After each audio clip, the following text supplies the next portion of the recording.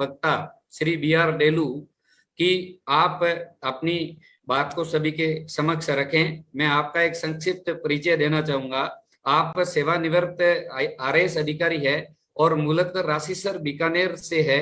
आप एमए अंग्रेजी के अंदर रहे हैं और आपने अंग्रेजी में ही सहायक असिस्टेंट प्रोफेसर के रूप में 5 साल तक कार्य किया था और उसके बाद आपका राजस्थान प्रशासनिक सेवा में चयन के उपरांत आप लगातार राज्य की सेवा किए हैं और 2014 में आप सेवानिवृत्त हुए हैं।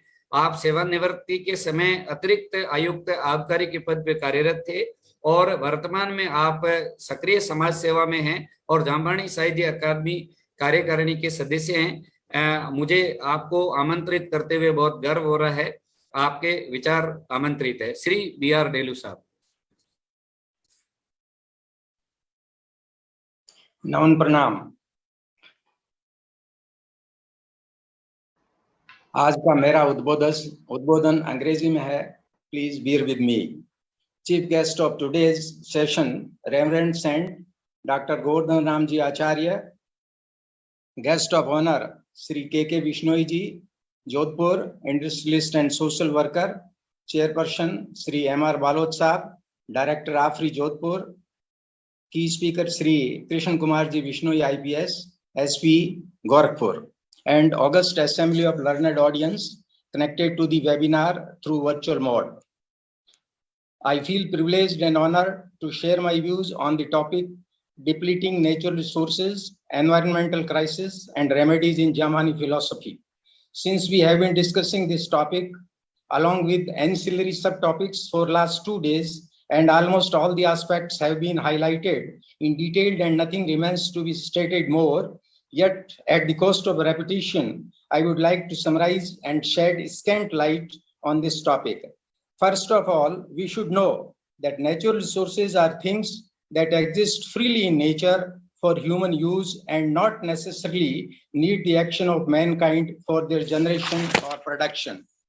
The prime aspect of natural resources is that they support the survival of humans and other forms of life on Earth.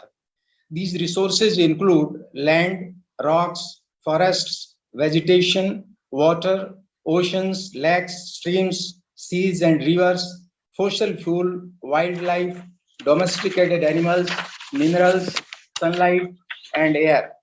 Among these, the prominent resources are air, which provides wind energy, supplies oxygen for respiration and other gases useful for biological consumption. Coal, which acts as an input for electricity. Forests, which provide paper, wood, and various medicines.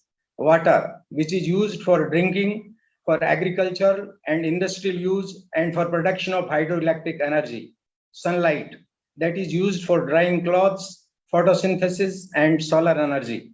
These resources are known as natural resources because nature provides them. The natural resources provide the basis on life. It is from these natural resources that humans obtain and produce components and materials found within our environment.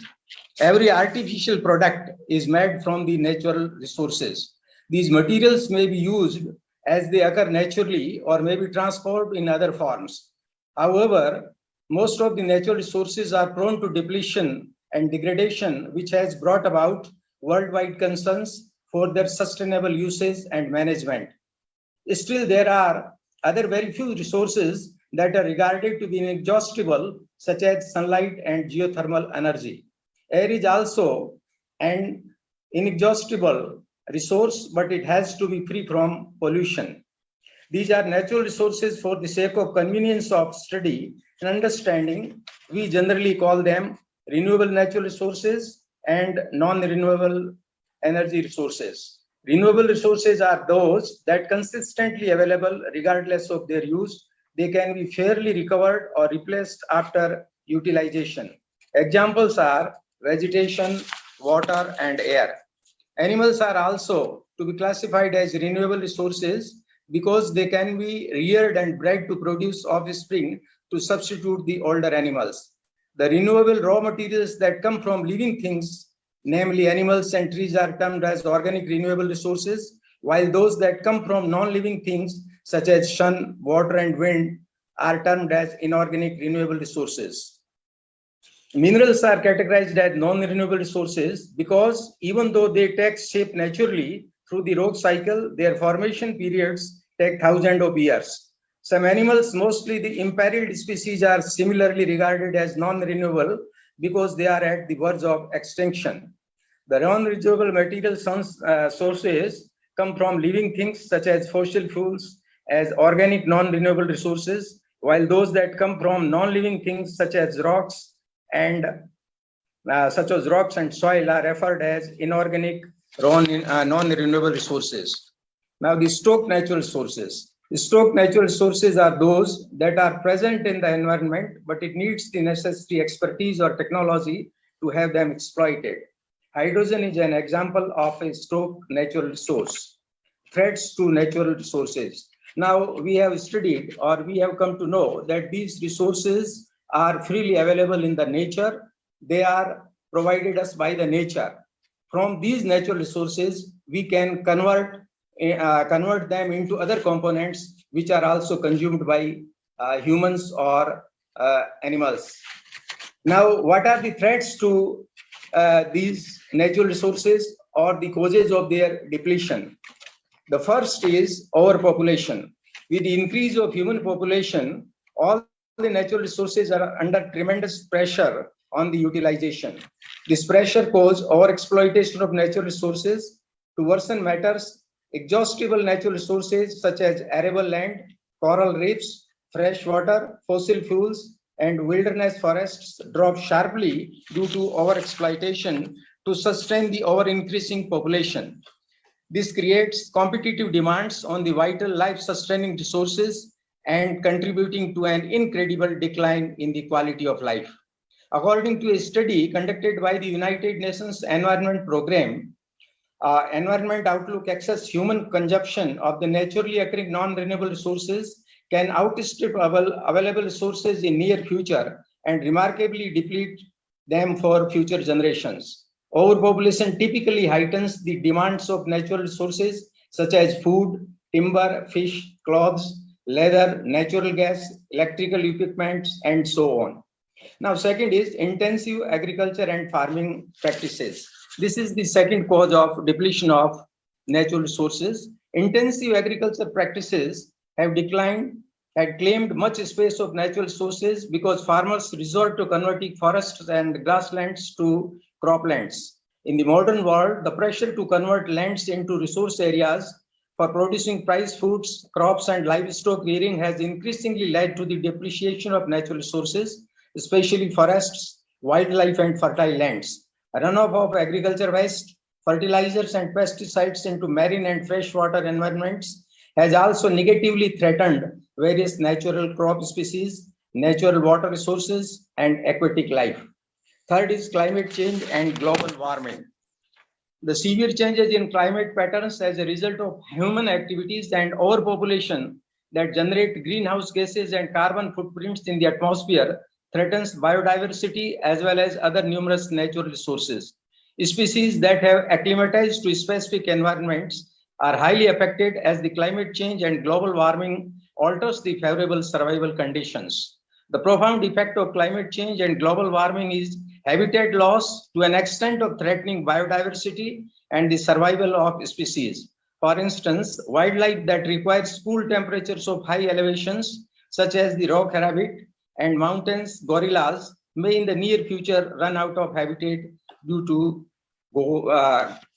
global warming. Now, environmental pollution.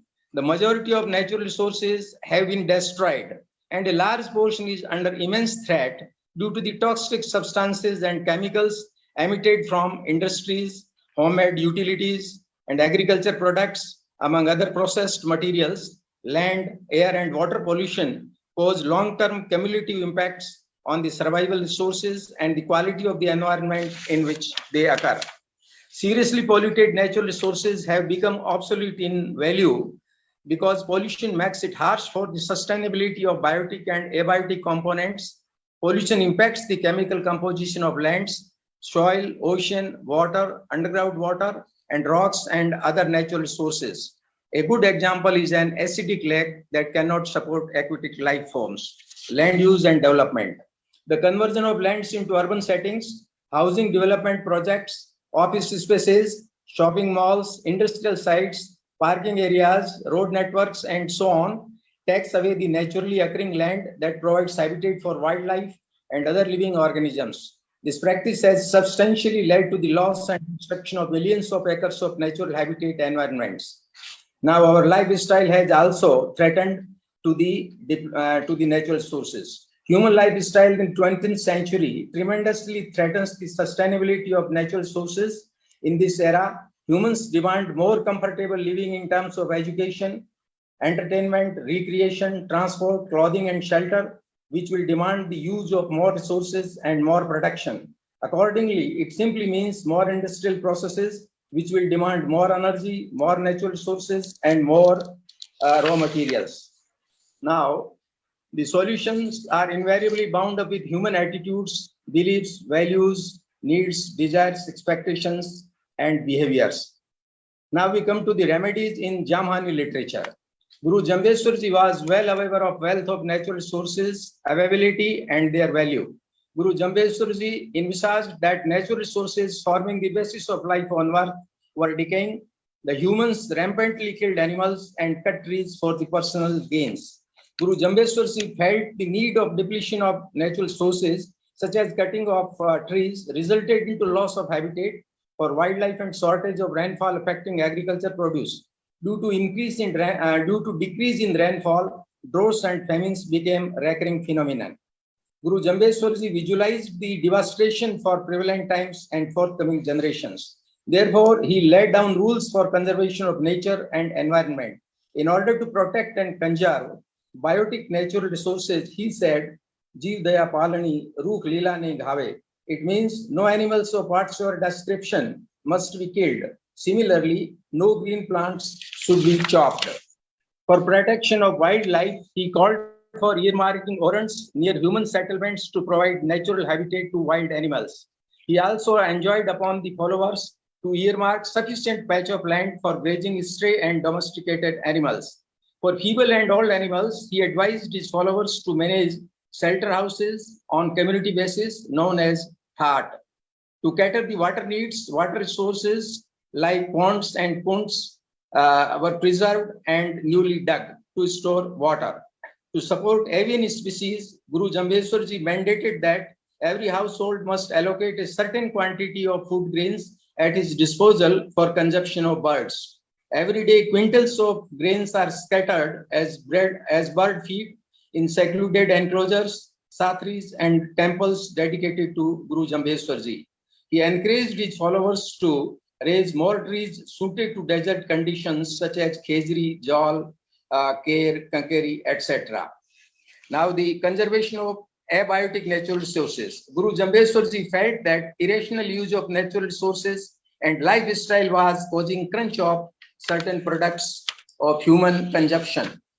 To tackle this issue, he propounded the theory of simple living and doing with available resources. He said, Kharadodije, Tumba Zimije, Surahaduije. Similarly, for tackling problem pollution leading to degradation of environment, he stressed the need of cleanliness of body and soul, cleanliness of body to ward off diseases, and cleanliness of soul to enforce moral values and to contain greed, anger, and ego, to live in harmony and ensure equitable distribution of resources. He denounced human tendency of usurpation. He preached man is entitled to his due only. He should not usurp others' property and resources. The examples of sacrifices for conservation and protection of wildlife and plants are galore.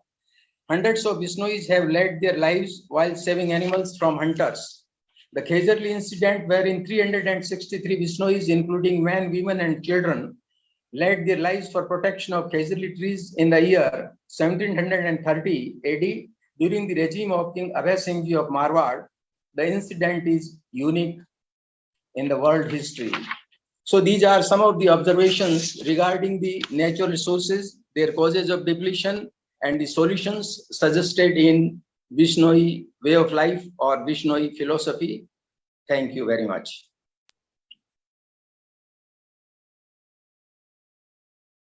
बहुत बहुत